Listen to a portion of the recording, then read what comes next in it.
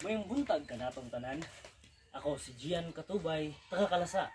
Ug aniya kita karon aron diskubrihon ang kultura ug tradisyon ni ining lugar.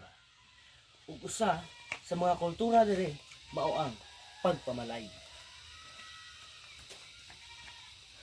Buntag nang Buntag po, ako nang ginahan ko unsa ang pamalay ug nganong mamalay mayud ang mga lakis sa baway sa unang panahon.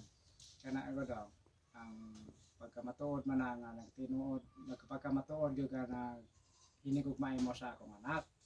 Karon, muna patawag ta ka, aron magdalakas imong ginikanan, aron kami mag-istorya, kung unsay among gikasabutan, unsay atong sabutan, o aron palapos mo, makasal mo, nagkaman sa atong pamalay.